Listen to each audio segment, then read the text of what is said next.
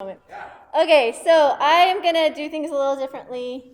Honestly, I have no idea really how you guys have been doing this. I can take off my mask. But on the mic, I'm going to do things a little differently because I just am.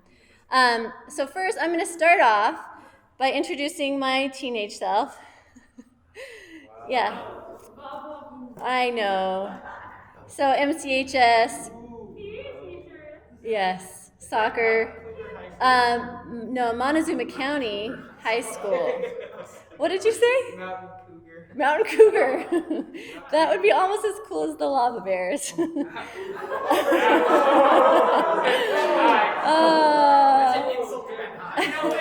It's a good school, you know. It's a good school. So yeah, this is my teenage self. Yeah, I'm not really sure exactly how old I was, but I was a teenager in this. So the first thing I'm going to do is I am just going to read the letter that I wrote to my teenage self. So it'll take just a few minutes because I'm going to read the whole letter. All right, dear younger self. Dear younger self. There are many things I'd like to say to you, but one that comes to mind as an encouragement is that I have very few actual regrets in life. But I don't say this because I've done little to regret, but because even the things that I've done that I might regret are part of my story, part of what shaped me, and part of the story that God had used to grow me, stretch me, redeem me, and use me. So take heart. All the mistakes you'll make are part of a bigger story, and God will use them all. But there are a few areas that I would like to focus on because they do represent some of the regrets that I have. 1, don't judge. It's so easy, especially in high school, to look at others and make judgment calls about them. We judge because they're popular, because they party, because of what they say and do and believe or don't, or because of what they stand for regarding politics, gender, creation, religion. Sometimes we judge because it gives us a sense of control when we have none, or superiority when we feel small. We want to establish that we are in the right. But I can tell you this, you don't know the story of the person you're judging. You don't know what they deal with at home. You don't know how they feel or think, what challenges they're facing, the pain that may be in their lives, the reasons they do what they do. In the process of judging them, you're cutting off your ability to love them and to share Jesus' love with them. They will never be receptive to your message of hope while you stand in judgment over them. Instead of judging, be curious. Ask why. Why do they believe like they do? What motivates their actions? What is their story? People are complex, and there's always so much more to them than what you see or can perceive from the outside. And when you do this, God will fill you with compassion and empathy, and He will give you opportunities to love and serve them. Your heart will be transformed, and you may even get to be part of their transformational story too. 2, don't be afraid, or don't be so afraid of failure that you won't take risks. Now, I'm not talking about serious safety risks or risks that are immoral or unethical. I'm talking about the risk of trying out for a team, signing up for an art class, auditioning for the band or choir or community theater. I'm talking about the risk of sharing your faith with a friend or standing up for someone or befriending the unlovely. I like to challenge myself and my kids now with the question, what's the worst that could happen? And what's the best that can happen? Often we realize the benefit outweighs the risk. And as you take risk, you'll become more confident and empowered. Even in failure, you'll realize it wasn't as bad as you thought it would be and that you'll survive. And that will make you stronger and more willing to face failure and to know how to work through it in the future. I'd also like to say that sometimes people talk about high school as their glory days and about how they hate getting older. I hope you love high school. I hope there are lots of amazing moments, friendships, and memories, but it won't be your glory days. You have so much to look forward to in the future. As you get older, certain things do kind of stink, but you also become more self-aware and confident, and you have so many opportunities to learn and grow from your experiences. So embrace and enjoy today, but look for hope with hope for tomorrow. And one more thing, I promise, just one more. You will never regret choosing to act in love rather than in hate. You will never regret speaking words of encouragement and life rather than words that demean and judge. Keep your eyes on Jesus, the author and perfecter of your faith. Strive to know him more deeply. Build your life on him, because no person can ever be so firm a foundation. He's your hope and the anchor for your soul. With my love, Kacy. Oh, that's so sweet. Thank you. Thank you. Did that really touch your heart? Okay. What was your favorite part about? Okay. I'll quiz you on it later. I'll find out all that later. I'll quiz you on that letter. Okay. Okay, so I read the entire letter, but I'm just going to focus on a few parts for the remainder of tonight. And the parts that I'm going to kind of focus on are motivated by a few stories that I'm going to tell you guys about two friends that I had, or acquaintances. Are they those two friends? No, those are not the two friends. Wouldn't that have been awesome, though?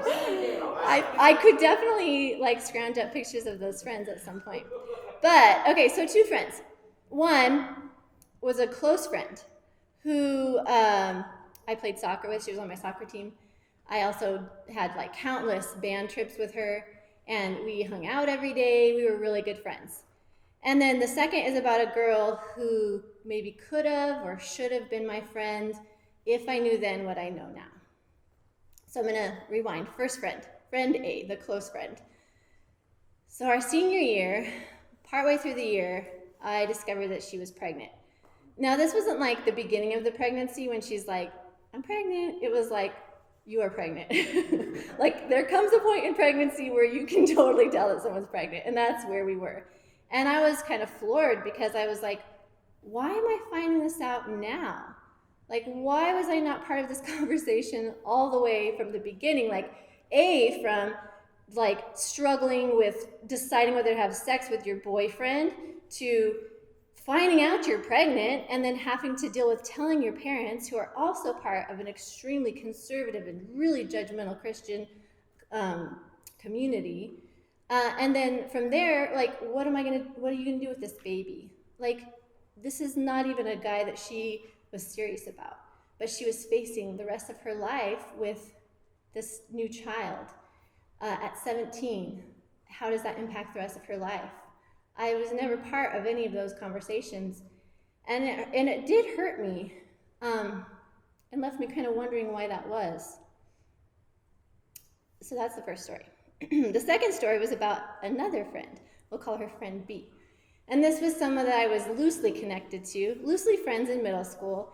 And by the time we got to high school, our paths were so divergent, dramatically divergent. She was really, really popular girl. She was cute, smart, outgoing. She was on the varsity cheerleading team when we were freshmen, and I failed at cheerleading. I quit after a month because I hated it so much.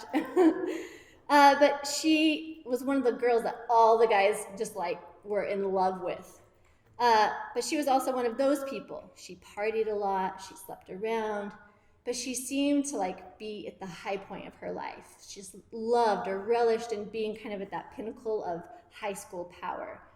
And I judged her. I wrote her off. I gave myself 1,000,001 reasons as to why I was better than her in so many ways. So, now we fast forward to now. And as I'm reflecting on all of this, right, this letter to my younger self, and thinking back about that first story and that first friend A. And if we were so close, why did she not share this huge part of her life with me? I could have supported her. I could have walked beside her.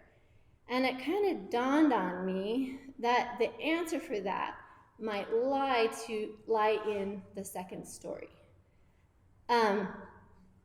At that point in life, did I live and act and speak in ways that would make her think that I would judge her if she told me?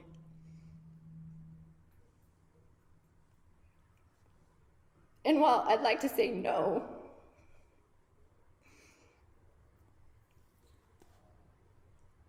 if you look at the second story, the answer is yes. Because I was actively judging people who said and did and believed things that I thought were wrong. So how could she trust me with her heart and her pain if she saw me living my life that way? That's something I regret to this day.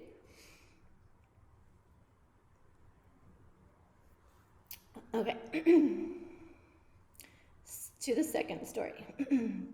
Friend B and I have remained friends on Facebook. Do any of you know what Facebook is anymore? I'm just kidding. You guys know what Facebook is. Your parents are on it all the time. I know what Bookface is. Bookface, not Facebook. Sorry. So, we have remained Facebook friends throughout the years. I don't want to knock anything over. And to be honest, as the years have passed, I've continued to judge her and the way that she's lived her life. But recently, I read a post on her Facebook, and it talked about a story I didn't know. I knew what I knew. I knew what I could see. What I didn't know is that she was raised from the time she was very little by a single mom. There was no stability in her life. They had very little money. They constantly moved around because her mom was looking for jobs. She never felt connected to a place or to a people. She always felt alone. And then she went on to describe how in high school, which is when our lives intersected, she was ruthlessly bullied by other girls, like older girls, jealous girls. And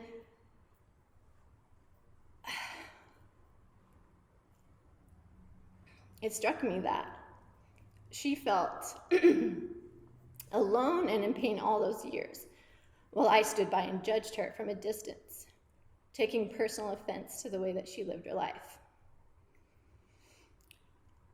Can any of you relate to any part of that story? Maybe you're wondering, like, why that friend wasn't sharing with you the things that she was going through.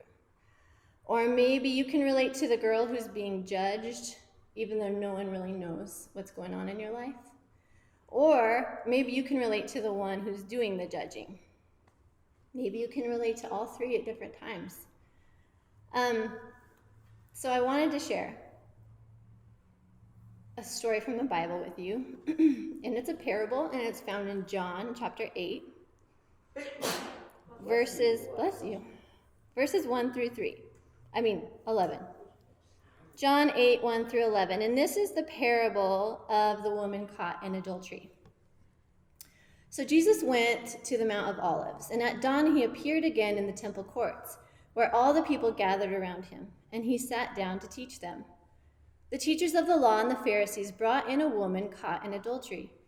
They made her stand before the group and said to Jesus, "Teacher, this woman was caught in the act of adultery. In the law, Moses commanded us to stone such a woman. Now what do you say?" They were using this question as a trap in order to have a basis for accusing him. But Jesus bent down and started to write on the ground with his finger. When they kept on questioning him, he straightened up and said to them, "Let any one of you who is without sin be the first to throw a stone at her." Again he stooped down and wrote on the ground. At this, those who heard began to go away one at a time, the older ones first, until only Jesus was left with the woman still standing there. Jesus straightened up and asked her, "Woman, where are they? Has no one condemned you?" "No one, sir," she said. "Then neither do I condemn you," Jesus declared. "Go now and leave your life of sin." So what can we learn? What do we see in this story? I'm going to ask you guys to respond to this question. What is something you like about this story? Anyone. What is your name? Aaron.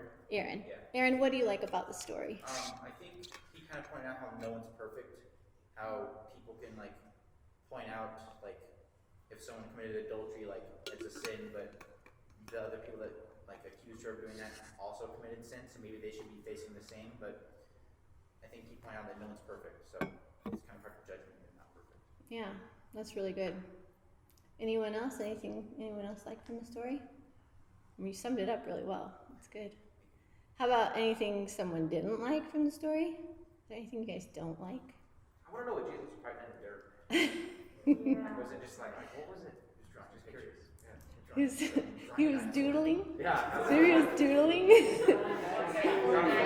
Drawing dinosaurs.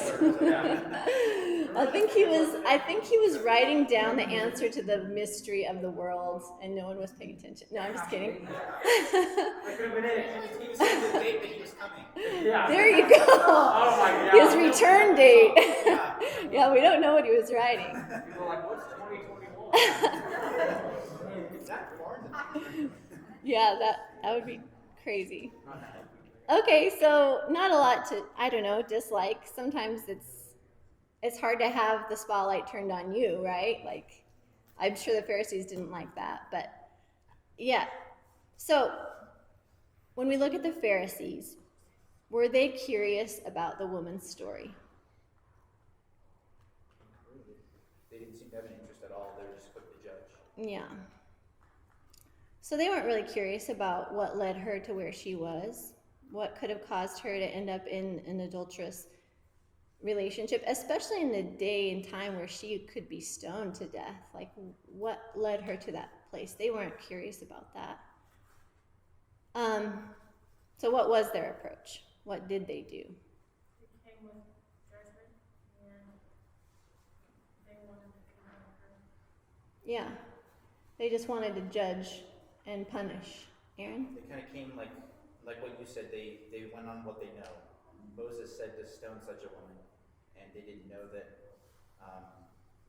Jesus would say that kind of thing. They didn't know. Right. So they went based on what is seen, Yeah. right? Not what is unseen. Yeah. And there is scripture in the Bible that says Jesus, or God, he judges the intentions of our heart. And we can't see other people's intentions. So, yeah, they came with judgment and not from a point of, like, what's this woman's story? And it was easy to judge her, right? Like, she was obviously doing something wrong. Not even Jesus said that what she was doing was right. So it was easy to judge. But it's always easy to judge. That's always an easy thing to do.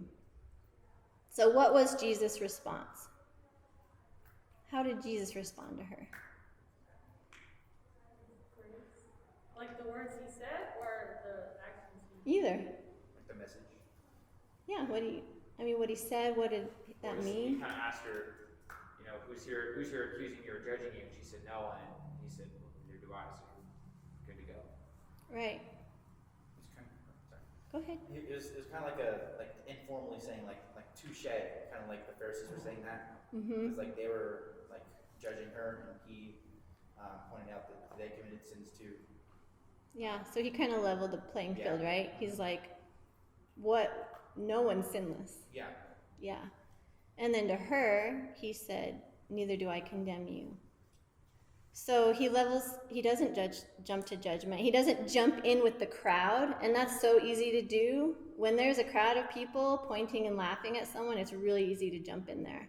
But he didn't do that, even though he's perfect. He removed him. He stepped back and he took a completely different perspective. And he leveled the playing field and said, everyone has sin in their lives. None of us are worthy to throw a stone, to judge another. Neither did he condemn her. So what else did he do? Did he talk just to them? To the Pharisees? Or he talked to the woman, right? It says he was writing in the sand, probably his return date. But then he stood up and he looked at that woman. And I can guarantee you that not many people were looking at that woman in the eye. But he stood up and he looked her in the eye. This woman caught in adultery, who could have been stoned for her sins, he looked at her in the eye and spoke to her. And he said, "Woman, who's condemning you?" And she said, "No one." And he said, "Go and leave your life of sin." He looked at her and he saw her. He saw beyond her sin. He saw beyond her inadequacy, and he saw her.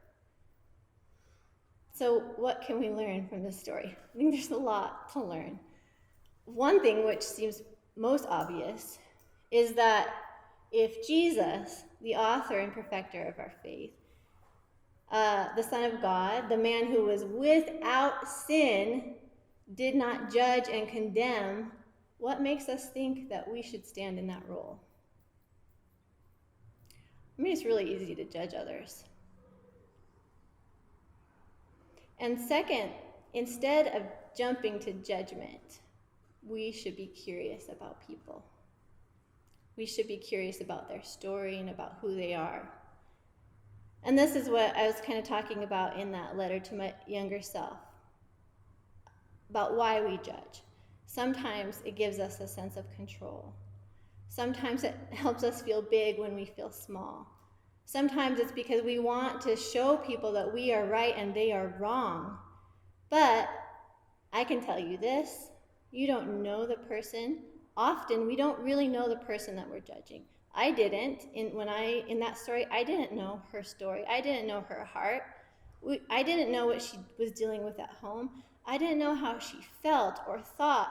I didn't know the challenges she was facing. I didn't know the pain in her life. I didn't know the reasons that she did what she did.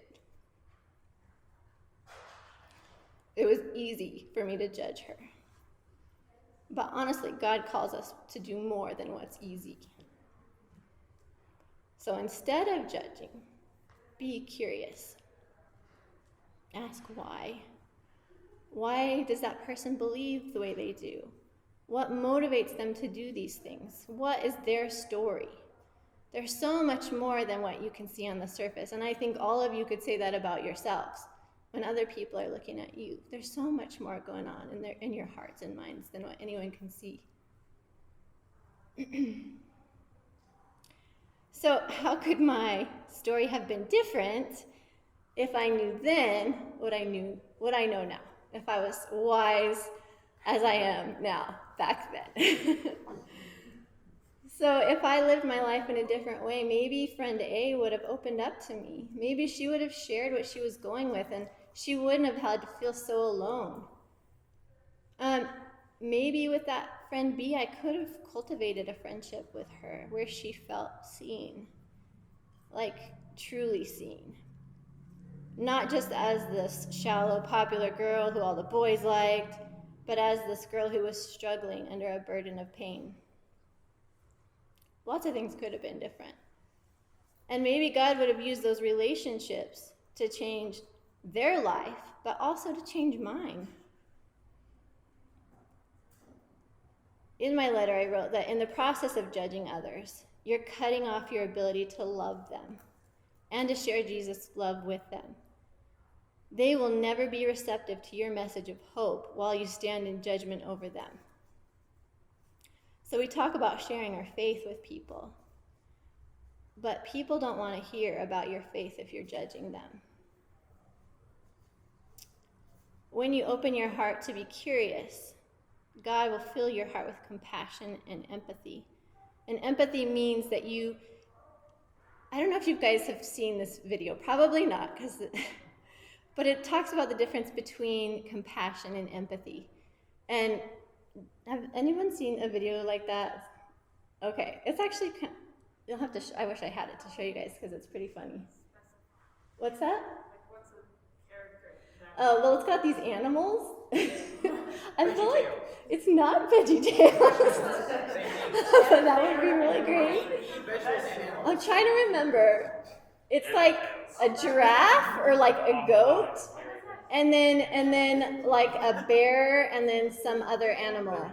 The type of animal isn't important, but the point of this video is compassion is if I had a friend that was really hurting, and in this sense, in this video, it's this whatever animal is that's hurting, and there's like this storm cloud over its head, and it's got tears coming down, and it falls into this hole, and it feels alone and afraid. And there's the goat up at the top looking down, and there's the hole, and the goat's like, how's it going down there? And the goat's like, I'm so sorry you're down there. Can I throw you a sandwich? And down here, this animal is still like is in pain and hurting. But that goat's just standing up there being like, I'm sorry you feel that way. But then it shows another animal climb down the ladder and just sit there with that animal that's in pain. And not try to give answers, not try to fix the problem, but just sit in the pain with that other animal, wherever they are. And it doesn't try to fix it, but just says, I'm here for you. Like, I want to know what you're going through. I want to listen. And that's the difference between compassion and empathy. Compassion is saying, I feel bad for you. But empathy is joining them. And if you think about what Jesus did, that's what he did. He didn't stay up there in heaven and just look down on us and say, good luck down there, or that looks really tough. You want a sandwich? No, he entered into, he put on flesh, and he entered into our pain and into our suffering. And he joined us where we were and where we are. So I guess that's kind of my challenge for you guys tonight, is to take that heart of empathy and go in that hole with that person and say, I want to know you. I want to know your story, and I want to walk beside you. Because when you do that, they will invite you into their life, and they'll invite you into their pain. And you'll have a chance to share the hope that you have in Jesus. So as we close, my younger self, those things that I regret, it's just not having those opportunities to show the love of Jesus. And I think what really stood in my way to showing the love of Jesus was my own judgment. So I just want everyone to close their eyes and bow your heads. I think we can all relate to various parts of this story. I think I can obviously relate to all three parts. But I want you to raise your hand if you've been hurt by the judgment of others.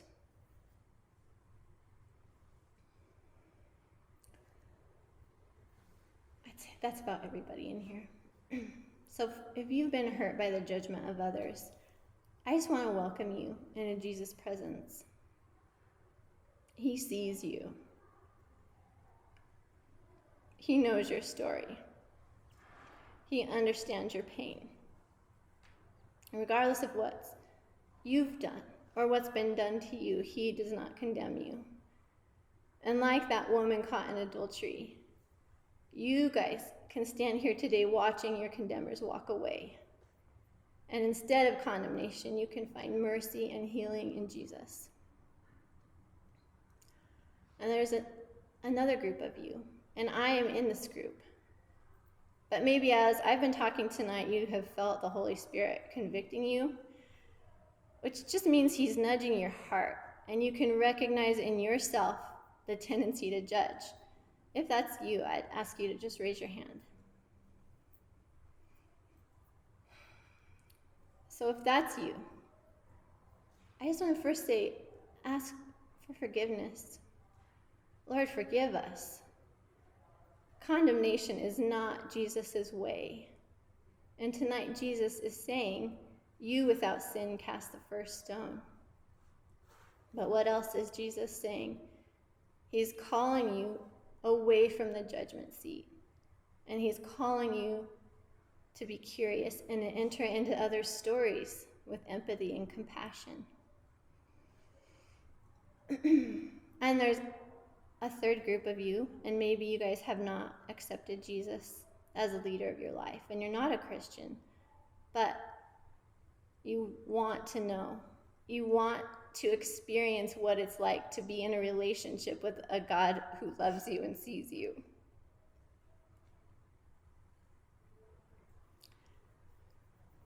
and I don't know if there's any of you in here tonight, but if you are, and you want to be in that relationship where you're loved and seen and accepted, then I'd ask you to raise your hand also.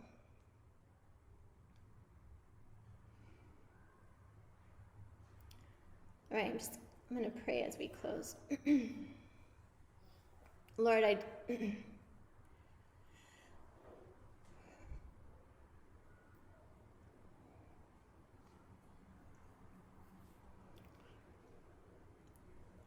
I want to thank you that I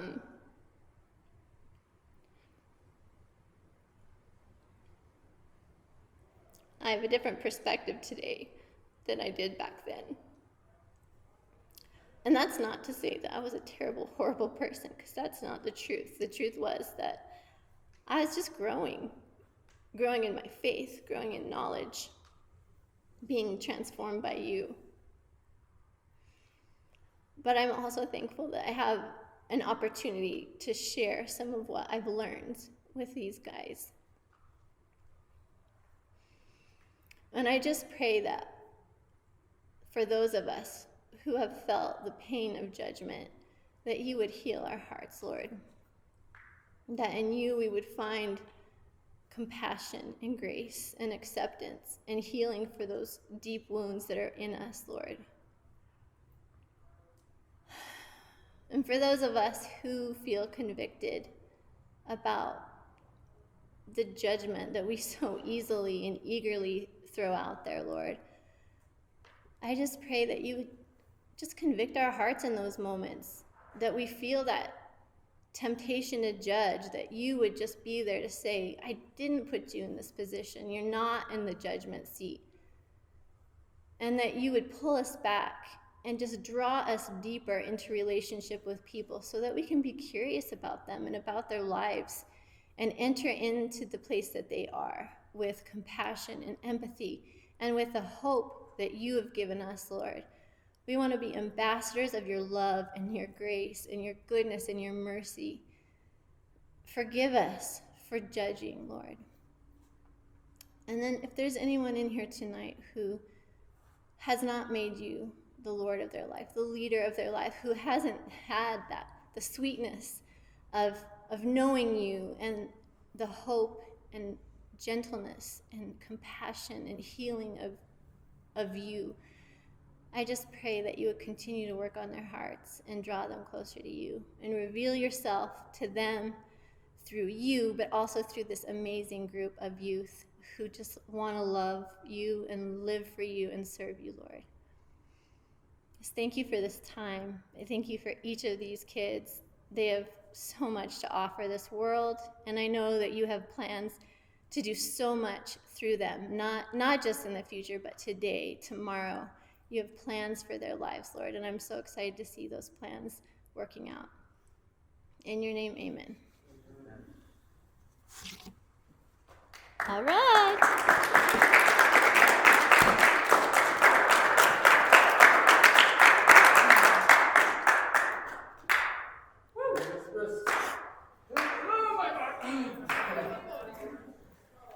Don't break anything. You're not tired of football, are you? No, not at all.